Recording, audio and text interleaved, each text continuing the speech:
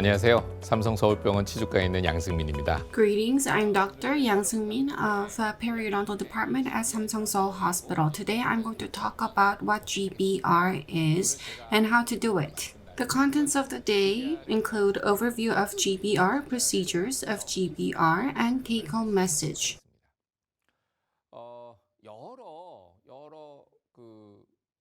There are many different organizations. There are different groups as well.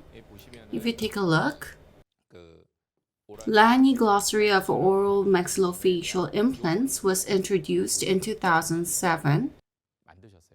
This was not done by an individual, but it was a collaboration between many different organizations.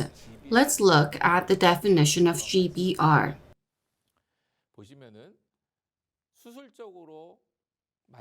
GBR follows the principles of maintaining a surgically created space at a bony defect via a barrier membrane, thus excluding rapidly proliferating epithelial cells and fibroblasts and permitting the growth of slower growing bone cells and blood vessels. There's a bit of typo here.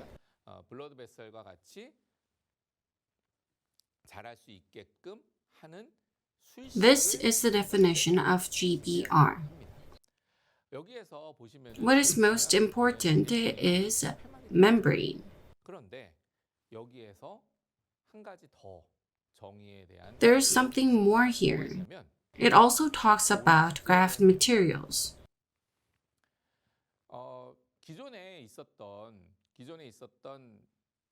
The existing definition of guided bone regeneration only discussed about membrane. However, this definition also includes the definition about the bone graft material. If you take a look, it says that graft materials may also be used in combination with barrier membrane and GBR procedures to support the membrane and prevent its collapse.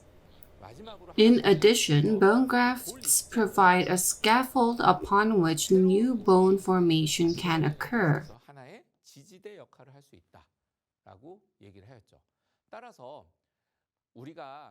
By GBR, membrane and bone graft materials are used to create space to allow new bone formation. It is a series of steps to achieve this. In the beginning, we only talked about membranes, but now the new definition also includes graft material in addition to membranes. This is a procedure that involves both membranes and graft materials. Why do we do GBR? After extraction, alveolar bone resorption occurs. As shown on this image, in the posterior area, resorption can occur in this direction.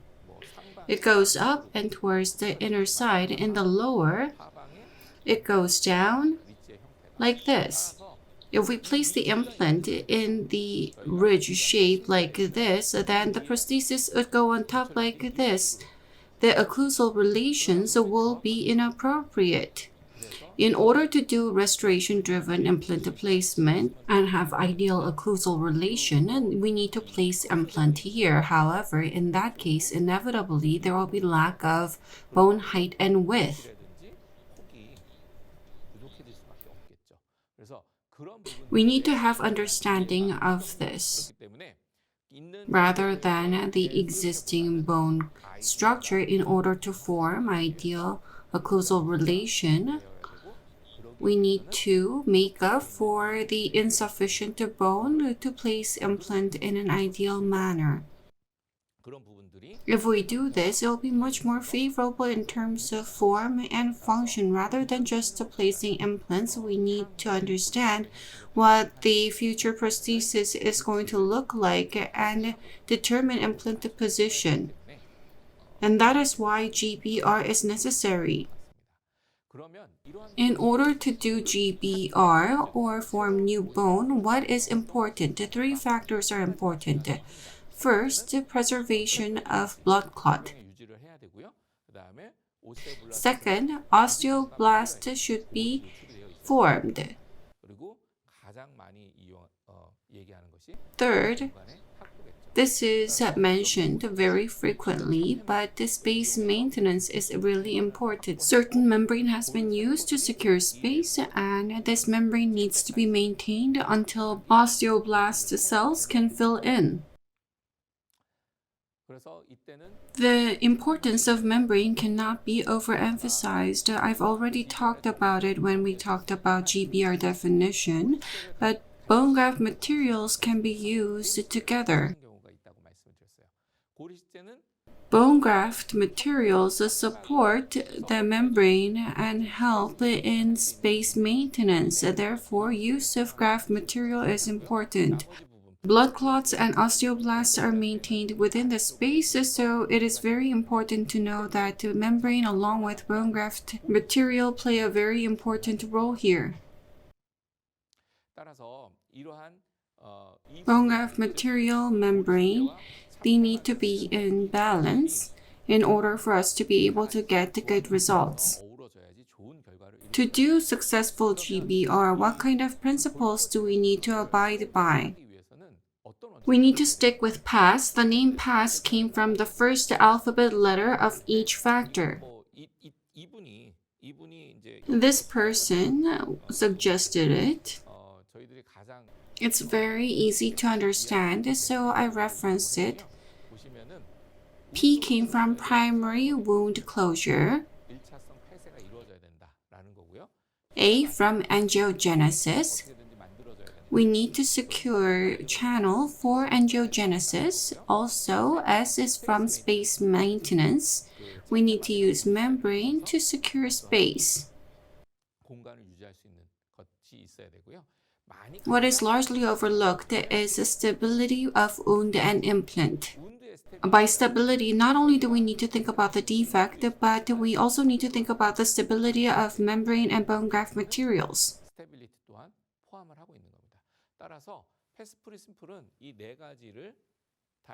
The PASS principle includes all four factors: primary wound closure, stability, and space maintenance using membranes and angiogenesis.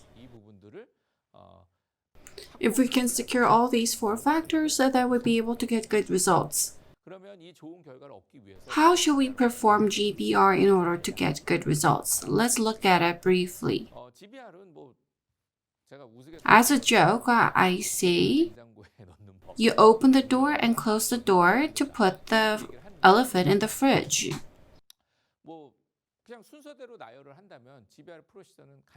If you look at the order, you make incision, reflective flap, check the defect, and then place the implant. You use membrane and bone graft materials and apply it there, and after that you do suture and close the case. If you look deeper into different steps, it gets more complicated, but you need to have this big picture in mind as we perform GBR. In order to regenerate the bone, what is required? As mentioned earlier, we need to take note of PASS principle. Let's take a deeper look. Blood supply is very important. Wound and membrane stabilization is very important as well. Osteoblasts need to exist. I've also accentuated the importance of space maintenance. Primary closure. These 6 factors need to be taken note of.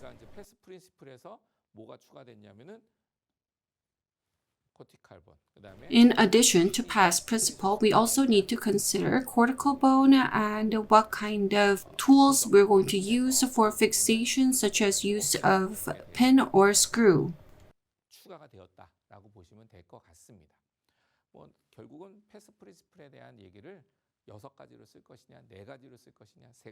Some people think only 4 factors are important, whereas others believe 3 are sufficient. There may be varying opinions, but we need to stick by the basic PASS principle.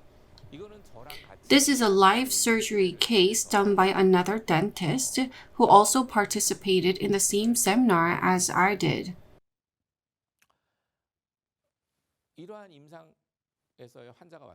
This kind of patient came in. You can see that the healing is not done properly. I think there's going to be a bit of defect. If you make incision, you make vertical and horizontal incisions. That being said, what kind of horizontal incision are you going to make? In general, you can choose between crestal and paracrestal incision. That is a decision you need to make, and you need to have evidence to support that decision. Where are you going to make a vertical incision? This is another important thing. You need to think about these factors before making incision, and you need to have proper understanding in order to make a proper incision. How to make incision? You need to make minimal damage. If there is damage to the tissue, it will become difficult to abide by the past principle which was addressed earlier. Attention should be paid to minimize damage. In talking about crestal incision, the amount of keratinized gingiva remaining on the buccal and lingual side should be more than 2 millimeters. What would happen if there is insufficient keratinized tissue? At times, it will be difficult to secure 2 millimeters. Depending on surgeon, you may widen the keratinized gingival zone. If there is a severe lackage of it, after surgery, additional procedures can be taken to restore the amount of keratinized tissue. We also need to consider blood supply. When doing this, the incision needs to be made towards where the base is wide. Another point is that you should not make excessive releasing incision. Avoid releasing incisions in the vestibulum. As mentioned earlier, trapezoidal flaps with anterior and posterior releasing incisions for the coverage of augmented sites is necessary. We do not make such releasing incisions every time, but depending on the amount of augmentation, you can do it. If you have made appropriate incision, now you need to open flap. Full thickness flap should be reflected in principle. How do we do this? You need to expose the surgical site completely. If you reflect the flap only a little bit, there can be areas where we miss something. In the area where there is concavity, we can miss things, so we need to open full thickness flap, and then we need to check the bone defect. We need to look at the contour of the defect. We need to make a decision as to where the implant is going to be placed, and we need to think of how the bone defect will be following that. In line with such considerations, how to do GBR can be determined. You can see that implant has been placed, and cover screw has been connected. We need to decide how much area we're going to cover. We're going to make a decision as to whether we're going to use cover screw or a special tool, or are we going to cover the entire area.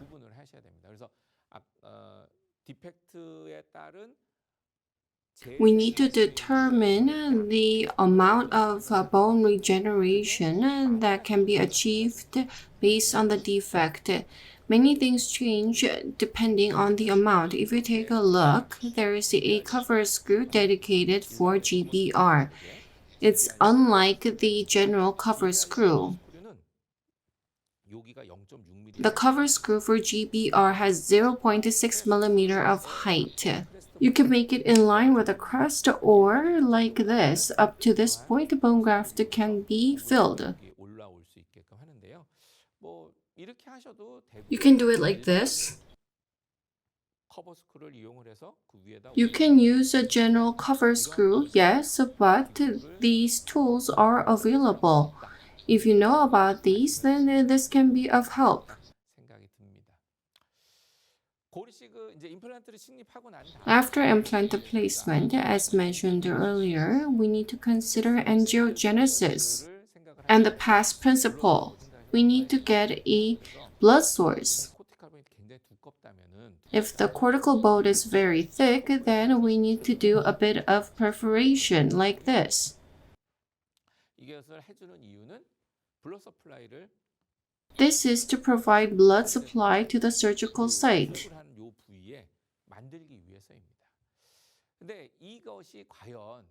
There's controversy as to whether this is appropriate. Some people argue that bone formation can be done nicely even without perforation. On the other hand, some people argue that there needs to be sufficient blood supply for sufficient bone formation in the early and middle stages, and some people find it more stable.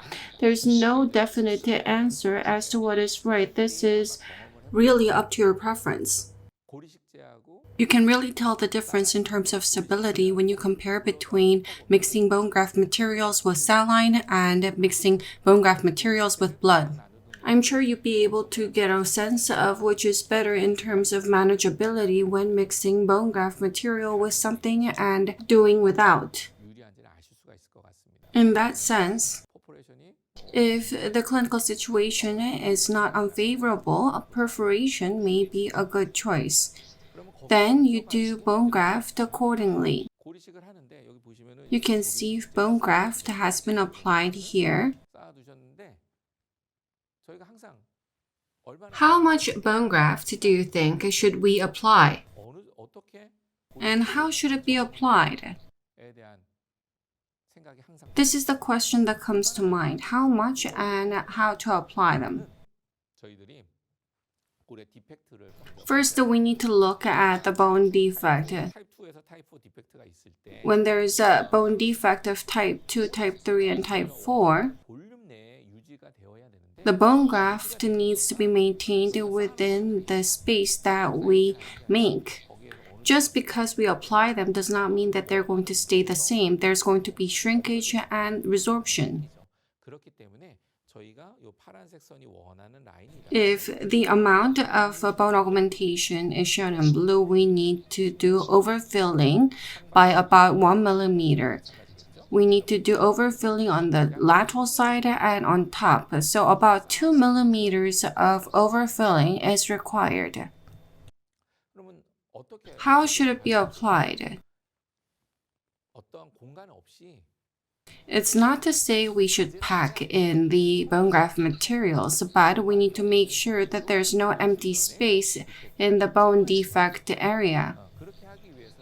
In order to do this, as mentioned earlier, you can apply saline or blood, and when you do hydration on it, it's going to be easier to manage.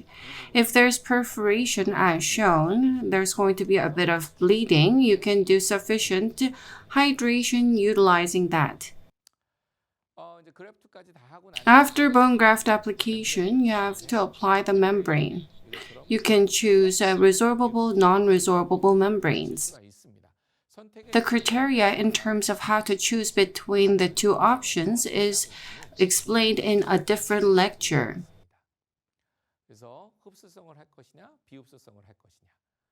You need to determine whether you're going to use a resorbable or non-resorbable and whether you're going to fixate the membrane or not.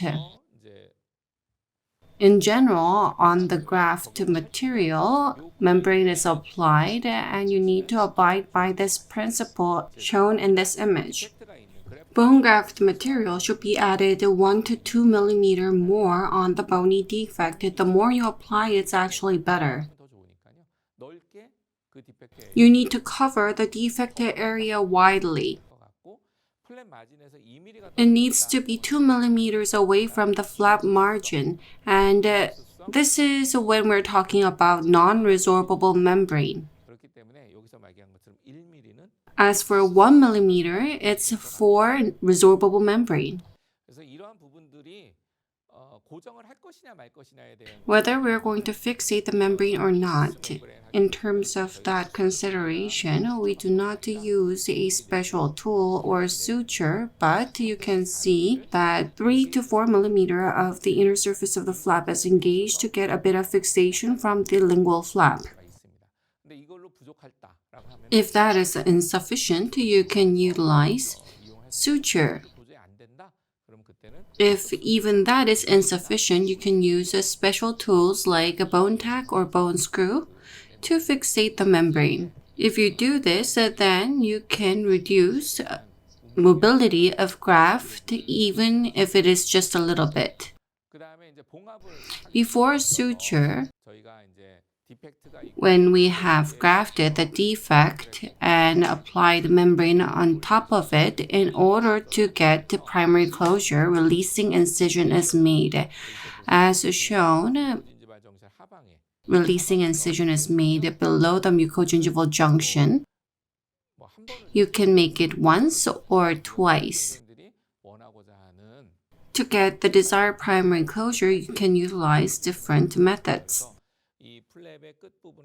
You need to pull the flap margin without tension to cover the membrane. In order to get primary closure, different methods can be utilized. The type of suture method does not matter. As mentioned, we need to pull the flap margin without tension. If we are to get a tension-free primary closure, it doesn't matter what kind of suture you use. If you look at the sutures that are used frequently, it includes interrupted suture, horizontal mattress suture, and crisscross suture. Regardless of which you use, it's not going to be a problem.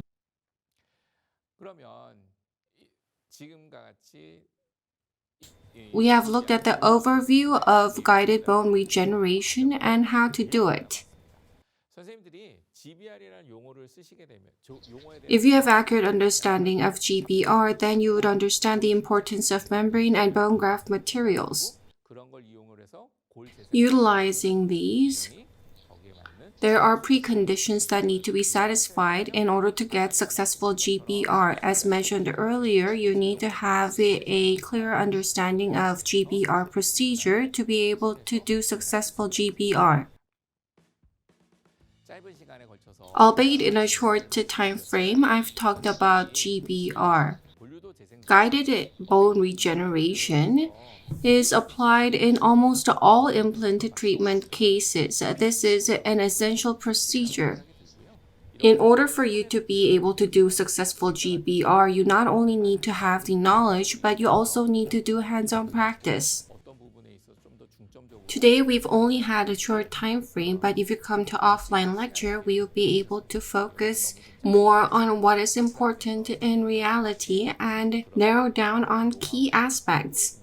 I hope to share with you clinical tips and know-how. Thank you for your attention.